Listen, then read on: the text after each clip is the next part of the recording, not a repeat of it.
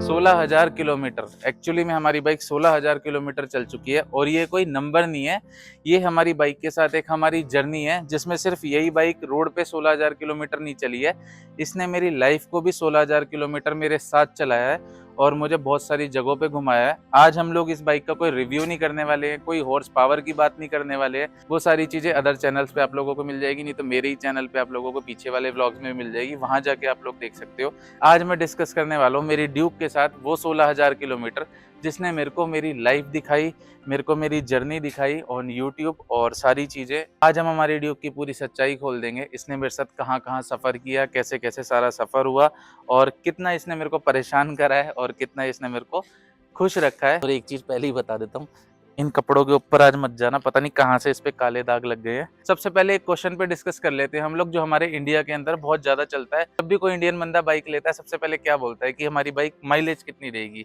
Average कितनी देगी, सारी की सारी चीज़ें। लेकिन ये क्वेश्चन पता है आप लोगों को पूरा का पूरा गलत है। क्वेश्चन ये होना चाहिए कि हमारी बाइक हमारे साथ कहाँ तक चलेगी, हमारी लाइफ को कैसे ये आगे बढ़ाएगी। हाँ, ये बात मैं आप लोगों को पहले ही बता देता हूँ कि अगर आप एक बाइकर हो तो अपनी लाइफ को भी आप लोग बेटर बना सकते हो, अपनी लाइफ को एक करियर पाथ दे सकते हो। तो जैसे कि मेरे को मेरी ड्यूक ने दिया हुआ है, इससे पहले मेरे पास मेरी ड्यूक 200 थी जिसने मेरे को एक पाथ तक पहुंचाया, एक मंजिल तक पहुंचाया। उसने मेरे को पहुंचाया था मेरे 19,000 सब्सक्राइबर तक। उसके बाद 19 से लेके आज हमारे 23,500 सब्सक्राइबर हो चुके हैं। उस तक का सफ़र मेरी ड्यूक 250 ने मेरे को करवाया है।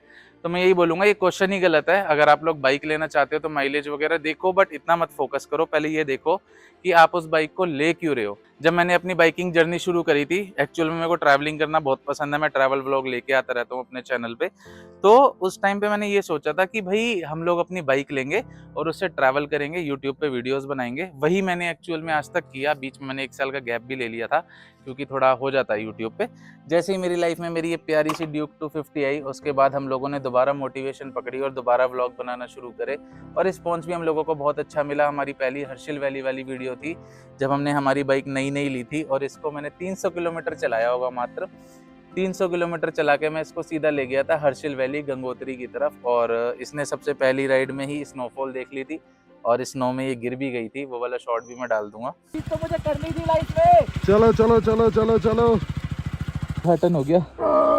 ओ भाई क्या करूं, वहां से पकड़। इस साइड आ रहा हूं मैं, चल।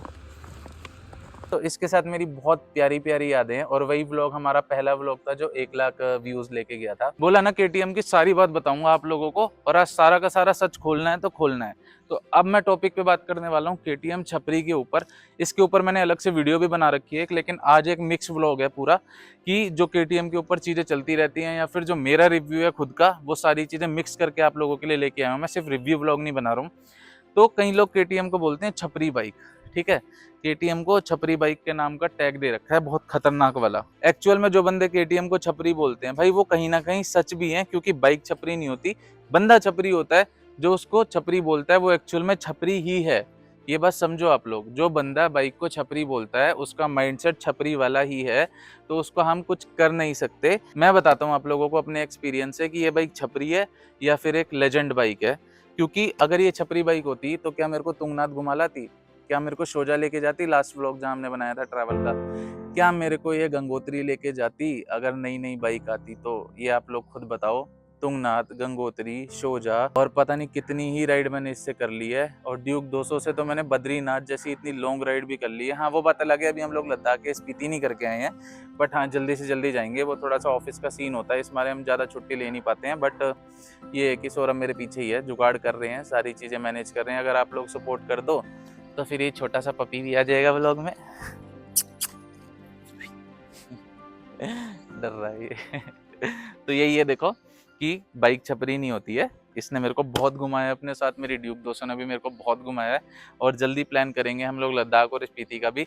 लेकिन उसके लिए एक शर्त है, ये ब्लॉग इतना वायरल कर दो, इतना वायरल कर दो कि मैं जॉब हटा के अपना फुल टाइम यूट्यूबर बन जाऊँ। मैं मजाक कर रहा हूँ, इतनी जल्दी तो नहीं होगा, बट ठीक है।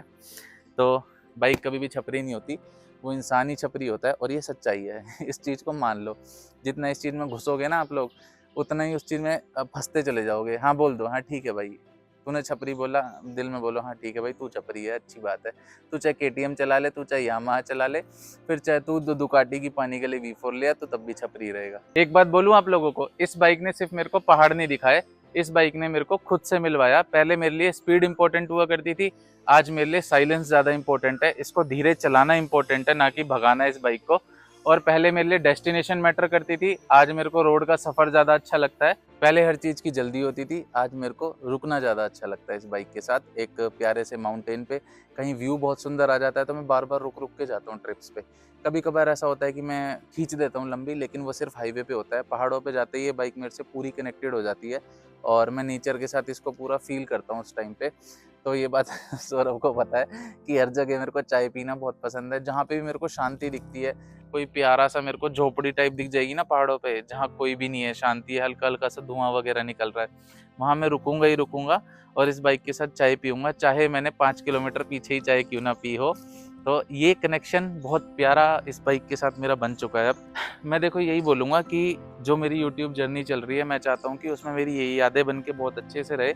और जब हम प्रॉपर सक्सेसफुल हो जाएंगे, एटलीस्ट हमारे 1 लाख सब्सक्राइबर्स कंप्लीट हो जाएंगे जब, तो मैं चाहता हूँ उस टाइम तक ये बाइक मेरे साथ रहे।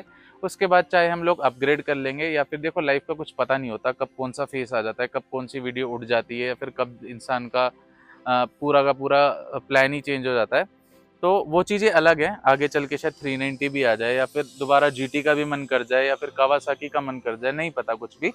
बट मेरा अभी जो दिल अंदर से करता है वो यही करता है कि इस बाइक के साथ मेरा 1 लाख तक का सफ़र चलता रहे हमेशा, और इसको मैं तब भी गैराज में रखूं अपने, इसको मैं कभी ना बेचूं। हाँ, आगे चल के ये हो सकता है, देखो मैं बड़ी बाइक ले लूँगा लेकिन ट्रिप मारेगा सौरभ इस पे। तो ये हमारी प्लानिंग चल रही है कि इन फ्यूचर चल के अगर मैं बाइक चेंज भी कर देता हूँ तो भी हम इसको नहीं बेचने वाले, तब सौरभ मेरे साथ अलग बाइक पे जाएगा। तो ये भी टाइम लेके आना है, देखो सौरभ को भी अलग बाइक पे लेके जाना होगा इंटरकॉम के साथ शूट करते हुए, तो वो चीज़ें भी जल्दी आने वाली हैं। ड्रोन भी अपना आने वाला है, तो नेक्स्ट ट्रैवल व्लॉग बहुत अच्छा होने वाला है ड्रोन के साथ। अगला शायद व्लॉग भी हमारा ड्रोन के ऊपर ही आएगा, क्योंकि नेक्स्ट वीक तक शायद वो आ जाएगा। मैंने मुंबई से ऑर्डर करा है, जोन अल्फा से, तो उसमें थोड़ा टाइम लग रहा है आने में, बट आ जाएगा जल्दी।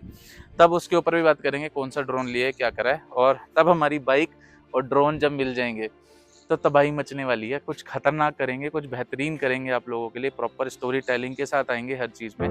तो बस अपना प्यार दिखाना, और यही है देखो कि इस बाइक ने मेरे को पेशेंस सिखाया है, बहुत रिस्पेक्टफुली चलना सिखाया है सड़क पे। स्पीड से मैं मन भर चुका है। एक तो गर्मी में आप लोगों के लिए व्लॉग्स बनाने पड़ते हैं, ये जल्दी से सर्दियाँ आए, थोड़ा मौसम बढ़िया हो जाए। तो अब बात कर लेता हूँ मैं सबसे प्यारी की, वाई KTM ही क्यों मैंने 2 बार ली। ड्यूक 200 ली, उसके बाद मैंने 250 ली। प्लान मेरा 390 का था। उससे पहले मैंने कैफे रेसर भी देखी थी, कॉन्टिनेंटल GT 650 का मेरा पूरा प्लान बन रहा था।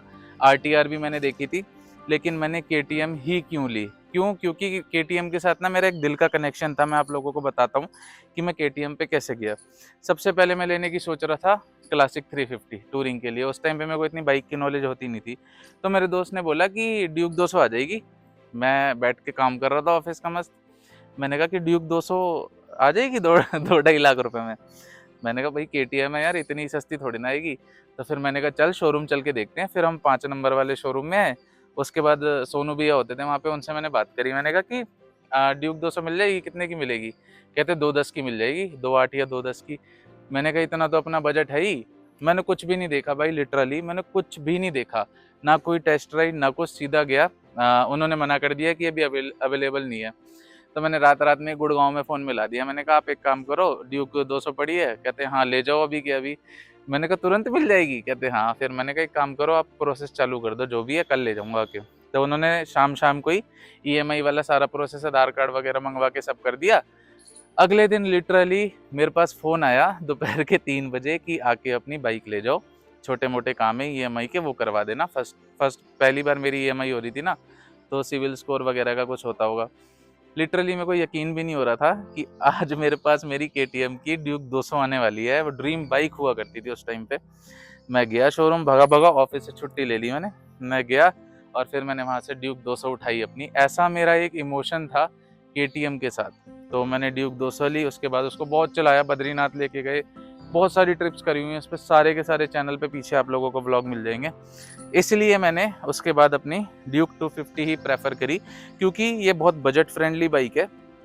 लेने को देखो मैं 390 भी ले सकता था। ड्यूक 390 का आगे वाला ब्रेक पैड 3000 रुपये का है और इसका आगे वाला ब्रेक पैड सिर्फ 500 रुपये का है। पीछे वाला भी इसका 500 रुपये का है। 1000 रुपये में इसके ब्रेक पैड्स दोनों आ जाते हैं। चैन सेट में 500 रुपये का फर्क पड़ता है। और दूसरा ये कि इसकी EMI कम पड़ रही थी, वो सीधा मेरे को पड़ रही थी, पता नहीं उसकी EMI 7-8 हज़ार रुपये पड़ रही थी, कुछ इतना मेरा बजट था नहीं। तो मैंने ड्यूक 250 इसलिए प्रेफर करी और इसलिए मैंने ड्यूक 250 चूज करी। अब डिस्कस कर लेते हैं बाइक का सबसे मेन टॉपिक और सबसे सीरियस टॉपिक कि देखो कभी भी बाइक परफेक्ट नहीं होती है, क्योंकि बाइक के अंदर बहुत सारी चीज़ें हम लोगों को देखनी होती है। तो जैसे कि इसका चैन सेट हो गया, इसका टायर हो गया, इसकी मेंटेनेंस हो गई, सारी की सारी चीज़ें, ब्रेक पैड हो गया, सब कुछ हम लोगों को देख के चलना पड़ता है। इसके 1000 रुपये के ब्रेक पैड आते हैं और 4500 रुपये का चैन सेट आता है, 6000 रुपये का एक पीछे का टायर आता है बेसिक वाला और 3-3.5 हज़ार का इसका आगे का टायर आता है। तो अगर हम लोग बाइक को चला रहे हैं, पूरा प्यार दे रहे हैं, तो उसको हमें मेंटेन भी करके रखना होगा और 5,500 हज़ार रुपये की सर्विस इसकी होती है। जितना आप बाइक को प्यार देते हो उतना ही बाइक पे भी ध्यान दो और इसकी मेंटेनेंस ऑन टाइम कराओ, सर्विस वगैरह ऑन टाइम कराओ। जैसे ही टायर घिसे तुरंत नया डलवाओ, नहीं तो फिर किसी पहाड़ पे जाओगे और लीन करोगे और फिर गिर जाओगे, बोलोगे बाइक छपरी थी। समझ रहे हो ये सारी चीज़ें? तो यही सारी चीज़ें होती है, दिमाग का खेल होता है कि अगर आपकी बाइक के टायर अच्छे नहीं है आपको गिरा देगी पक्का ही। अगर आपकी बाइक में ब्रेक्स ही नहीं है तब भी आपका एक्सीडेंट होना है। और अगर आपकी बाइक का चेन सेट खराब है तो वैसे ही वो चलने में कच-कच करती फिरेगी। फिर आमने सामने वाले भी यही बोलेंगे कि भाई कैसी बाइक चला रहा है। फिर दिमाग में KTM, उस बंदे के पास KTM होगी तो सामने वाला बंदा तुरंत बोल देगा ये छपरी है यार, इसके बस की क्या है बाइक वाइक चलाना, बाइक की तो इसने एसटीसी करवा रखी है पूरी।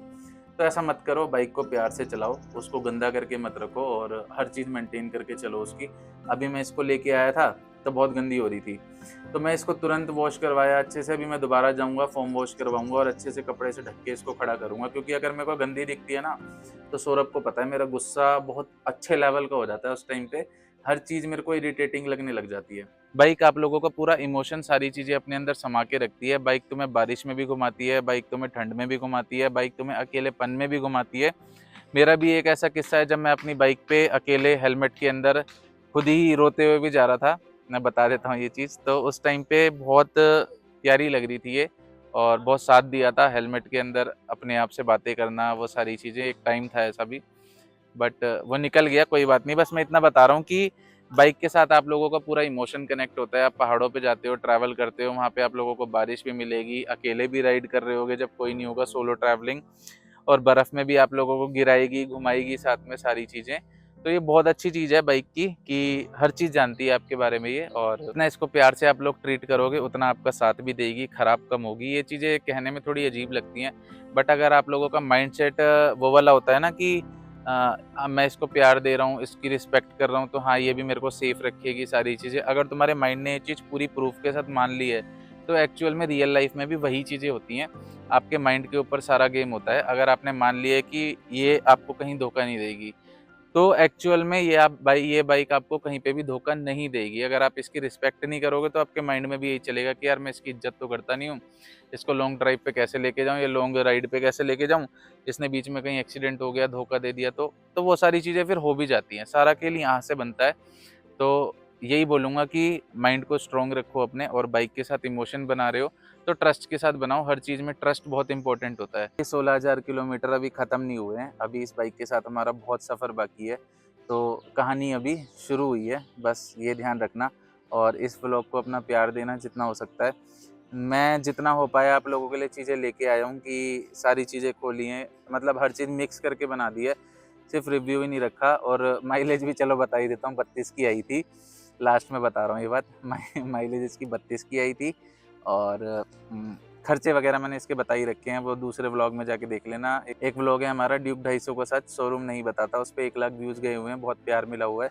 तो उससे आप लोग जाके देख सकते हो इसके एक्चुअल खर्चे कितने होते हैं और कितने सैलरी वाले बंदे को ये बाइक लेना ज़रूरी है। उस पर बहुत प्यार है, पूरी सच्चाई खोल के रखी हुई है ड्यूक 250 की। तो वहाँ से आप लोग वो जाके चेकआउट कर लेना और फिर मिलते हैं आप लोगों को नेक्स्ट व्लॉग में इस प्यारी सी बाइक के साथ। तो बाय बाय।